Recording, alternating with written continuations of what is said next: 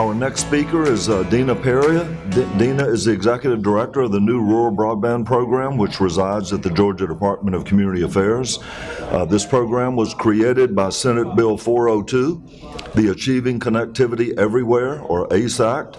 It was signed into law by Governor Nathan Deal in the spring of 2018. The mission of this new program is to provide planning, deployment, and incentives for broadband services and other emerging communication technologies throughout the state. Deana came to DCA from the Northwest Georgia Regional Commission, where she spent more than 3 years working with communities to help develop broadband strategy. She worked with county commissioners in a 15-county region to create a Rural Broadband Advisory Committee. Prior to her work at the Regional Commission, she was the program manager with Appalachian Valley Fiber Network, which received over $21 million from this broadband stimulus grant funded under the American Recovery and Reinvestment Act. Today, we've invited her to provide an update on the Georgia Broadband Deployment Initiative, and I want to also mention over the last year, I've had the opportunity to work directly with Deana. I serve on DCA's Broadband Advisory Committee, and I'm really proud of the work she's doing in collaboration with the Georgia Technology Authority.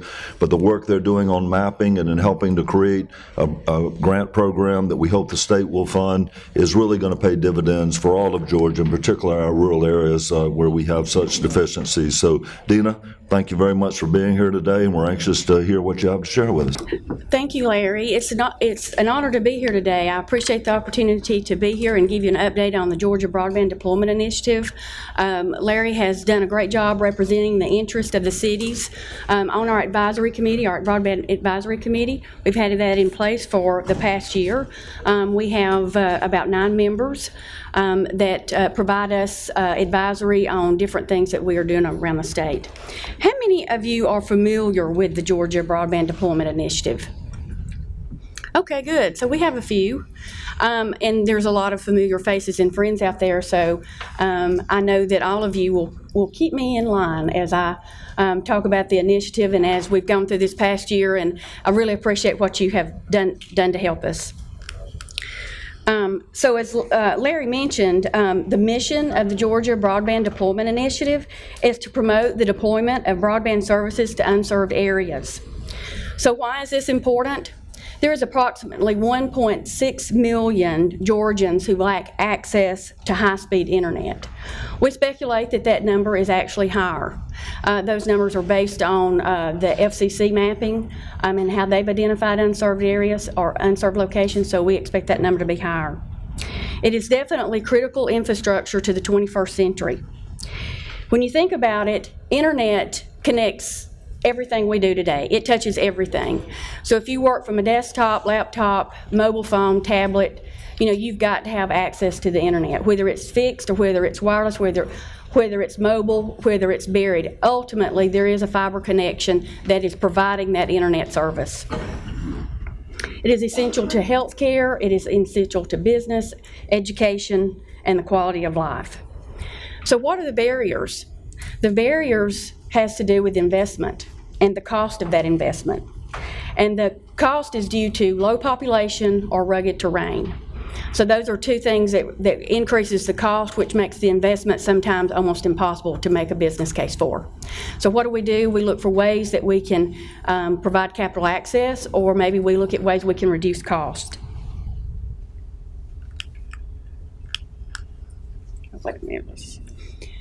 So when we talk about high-speed internet, a lot of times people ask, well, what exactly is high speed? What do we consider high speed? Well, it depends. It depends on the application that you want to utilize. Thanks to our friends at NTIA, we have some data that was collected around that. When you think about healthcare, you look at 1 gig at least. When you're looking at small businesses, that's 50 megs or greater. Education, 100 megs to a gig. Home, at least 25 megs. So what do we use these type things for?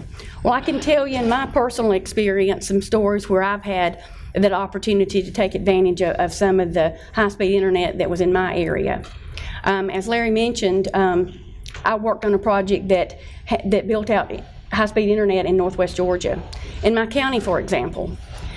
Fortunately, it passed an area where an urgent care went in. and that urgent care was there due to the access to a gig service. My county doesn't have a hospital. The closest hospital is 45 minutes away. But what the urgent care is affiliated with that hospital. So on one Saturday afternoon, I was doing things around my home. I fell and I broke my wrist. It was a pretty severe break. So my husband and I, we discussed, well, do we take the 45-minute drive to the hospital, or do we go to the urgent care for an x-ray? Due to the pain, I chose the 5-minute drive to the urgent care. And fortunately, they were able to do an x-ray and actually do a real-time consultation with an orthopedic surgeon that was on call at the emergency room 45 minutes away. So they were able to take a look at the x-ray and determine the severity of the break and determine if I needed to go on and see the emergency care. So what I did that day is I saved money because I didn't have that emergency room cost. And then I also got an early diagnosis without having to make a 45-minute drive. Small businesses, we know that it's very important to e-commerce. I'll tell you another personal story I had. I was in a small town shopping on a Saturday. It was a retail store. And on that particular day, their internet was down. They could not accept charges or transactions through a debit card or a credit card.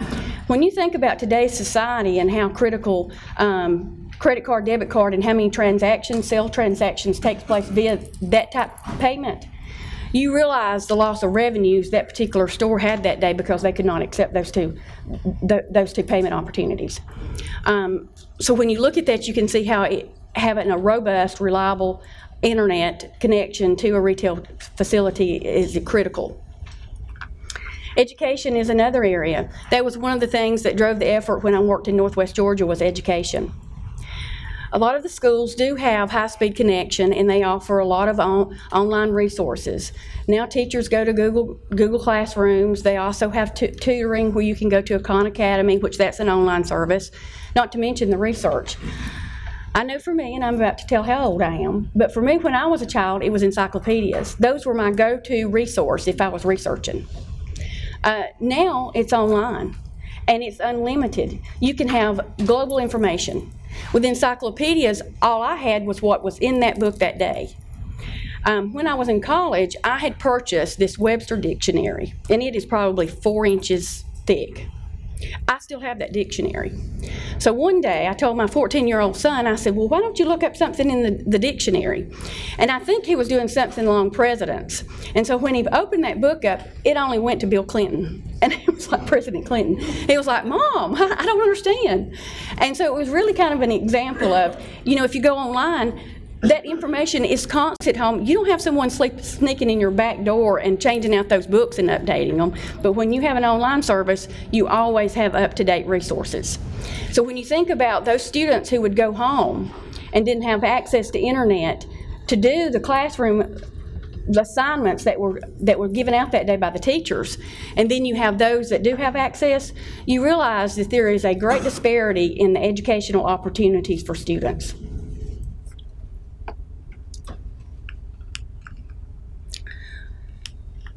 So what is the state doing? It is certainly a priority of Governor Kemp's. He sees high-speed internet access as important as any other infrastructure for 21st century. He has made it a priority in his Strengthening Rural Georgia. Legislative background. We know that there's been a lot of legislation in the last years around broadband. One of the legislation that was recently passed in 2018, which, as Larry mentioned, created my position, was Senate Bill 402. Senate Bill 402 is the framework for the Georgia Broadband Deployment Initiative. It set the statutory requirement for a statewide map, for creating a grant program, for identifying where the unserved areas are through that mapping, and many other things it created. In 2019, we passed legislation, Senate Bill 2, which allowed the electric co-ops the authority to provide services, as well as the telcos, and then also passed legislation around the small cell bill. So where are we with the mapping? So as I mentioned, Senate Bill 402 had a requirement that we identify where unserved areas are. So we looked at the FCC mapping, and we recognized inaccuracy that is known nationwide. The inaccuracies are due to the methodology in which the FCC uses. They use the method of at the census block level. So if one resident in a census block is served, then they consider the entire census block as served. So the statute defines unserved for Georgia, defines it as if 20% or greater in a census block does not have access to high-speed internet, then they're considered unserved. So with that, we were able to publish the FCC map because we know in those areas that are 100% unserved, then they in fact are unserved. But so what did we do? We took on the next phase. And what we're looking at is doing it at the location level. This is an illustration of what our approach is. So if you look at the left-hand side, you see the FCC. So those are 4 census blocks. So if you have one resident, the entire census block is served if that one resident is served. On the right-hand side is the mapping, the approach that we're taking, which is the location level. So what we do in each census block, we develop a master address of all locations that are potential subscribers to the internet, and then we look at those that are served to conclude what is unserved. This is an example of an illustration of the mapping at a detailed level. And you can see the red dots are indicative of unserved locations. You can see the buildings, the structures, and what we have identified as unserved.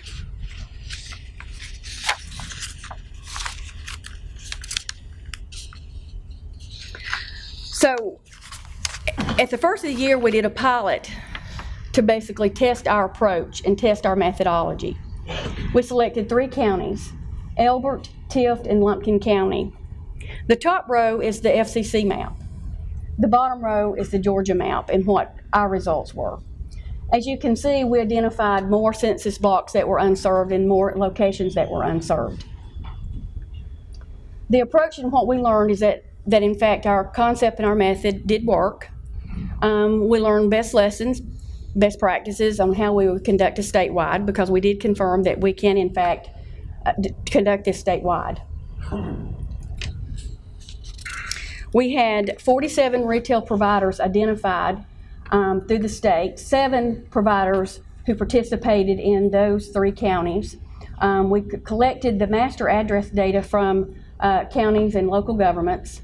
We collected the unserved locations from the providers serving those 3 counties, and then we concluded that we, in fact, as I said, our concept did work and that we could do this approach statewide. So today we have the commitment of all providers to work with us throughout the state to provide us data. We have moved to purchasing a commercial approach rather than collecting and developing the master address on our own. This is simply just due to expedite the time. We'll have a statewide map completed in June of 2020. So some of the things that we are doing is trying to identify funding sources. Federal funding, we know that we have worked with the USDA Reconnect. We'll be working with USDA Reconnect on round 2. Some of the requirements in the Reconnect application is to have, you can get state activity points. So we at our office are supporting those state activity points with support of the governor. So we can provide those letter of commitments to support that portion of that application. We are also looking at how we can support the next round of federal funding, which is the Rural Digital Fund, Opportunity Fund. Those announcements will be coming out in the near future, and we will look at that and how we might support applicants for those federal funding. On local funding, we're looking at how communities can optimize maybe bond or SPLOST money. We have a couple of communities who have already raised SPLOST money. Monroe County is one of them. We are looking at how that might work and just to help you as a municipality, how you identify funding that you can use toward developing and building out broadband into your unserved areas. Then we're also looking at private funding, which that would be how do we incent private funding through public-private partnerships? How can we incent investment by your existing providers? And then, as I mentioned, the Senate Bill 402 required us to develop a state grant program. The rules were passed in June. Currently, there is no funding for that program.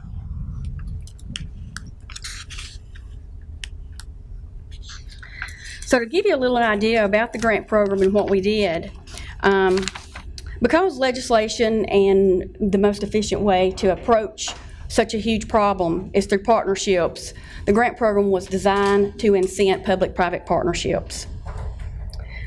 That's where the heaviest of the scoring is. The other area is reaching unserved locations. So through our mapping effort, we'll identify where the unserved areas are, and then we'll help applicants, which is local governments, develop those applications and design networks around where those unserved areas are. Capital contribution, capital cost, those are other areas.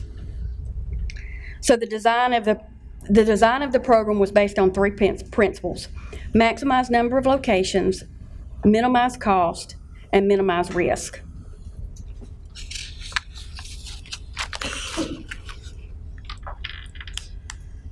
So how will we provide a technical assistance to local governments in these 6 scoring criterias?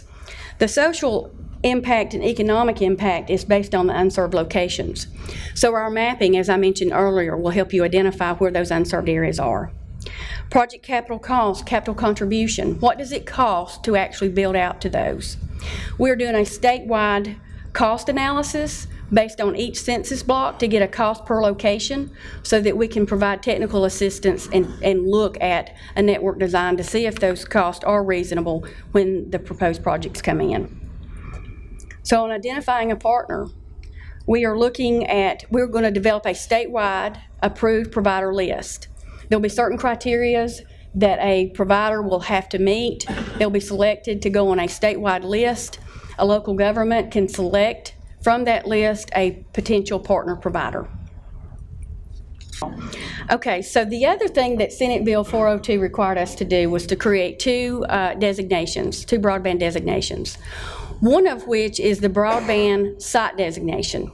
And what that means is if you have a facility or a development property that has a gig service at the premise, then you can apply to be designated as a broadband ready site.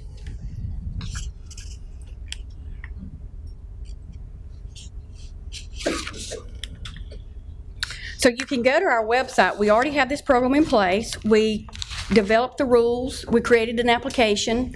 Those went on our website as of June or July. So you can go to our website to apply for the designation. On the site designation, you would first notify GDEC that you're with your intent to apply. You can reach out to your regional rep, and then you would have to show documentation that you in fact have a gig service at that premise. And those 2 things allows for you to become a designated site. GDEC will promote that as an asset for that local community.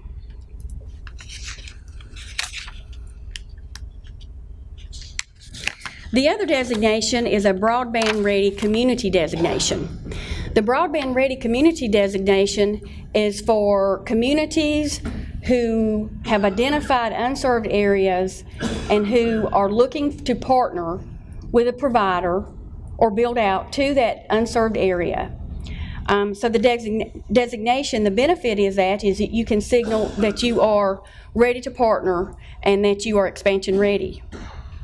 So the requirements for the Broadband Ready designation is that you adopt an updated comprehensive plan that includes a broadband element, and that you adopt a model ordinance.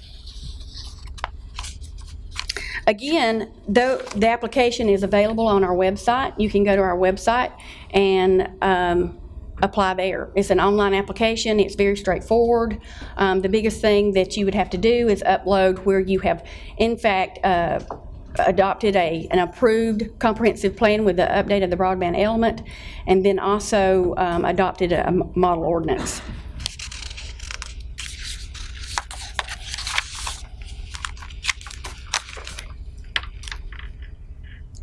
So we've had a lot of questions regarding updating the local comprehensive plan.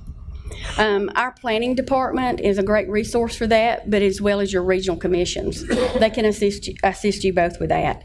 Basically, it has to be incorporated in your goals, your opportunities, and your project plan. And just identify that perhaps you have an advisory committee, or perhaps you've held meetings where you've talked about broadband and you're recognizing it as an economic development tool, and have those discussions. That's how those are the things that you would incorporate into your comprehensive plan. Those are approved at DCA, as they always are. But like I say, you can reach out to a regional rep, or you can reach out to your regional commissions for assistance in developing those comprehensive plans and incorporating that broadband element.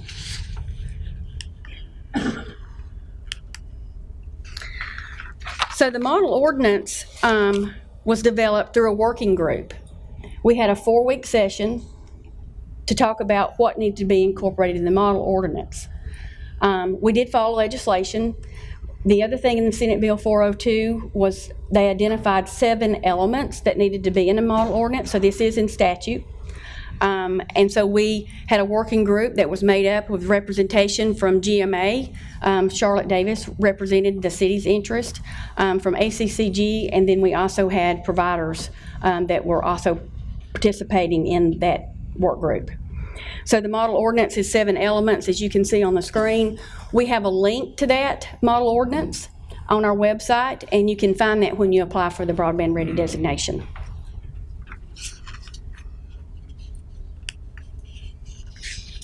We have had our first Broadband Ready community designated. That was Oglethorpe County. That was recently announced just last week, as a matter of fact. So so far we've had 118 jurisdictions who have submitted a local comprehensive plan to include the broadband element. Like I say, again, you can contact our planning department should you have questions about what you needed to incorporate in that plan. As I mentioned, one of the big things that we do have an online portal. Everything that I've talked about here you can find online. You can find out about the Georgia Broadband Deployment Initiative. You can find our state broadband plan. As I mentioned, if you are considering a USDA Reconnect application, the state broadband plan would support the state activity points. You can also find where you can apply for both designations, the site and the Broadband Ready Community designation, and then also the mapping. As I said, the mapping currently is the FCC map, but as we roll out the statewide map, we will eventually have that online as well. Additional resources are there. If you need to find out other programs that perhaps maybe is not through DCA, there are links available on that website to other programs, certainly through the USDA and certainly other programs. That is the contact information. By all means, contact me at my office. Brittany Hickam is the program manager. Jason Sell had just recently joined our team. He is the project manager. Any one of us would be glad to assist you with any questions and anything that can help you with your planning. Thank you, Deana, and thank you for that information and the great work you're doing on behalf of the state and for the benefit of our cities and counties and communities throughout Georgia.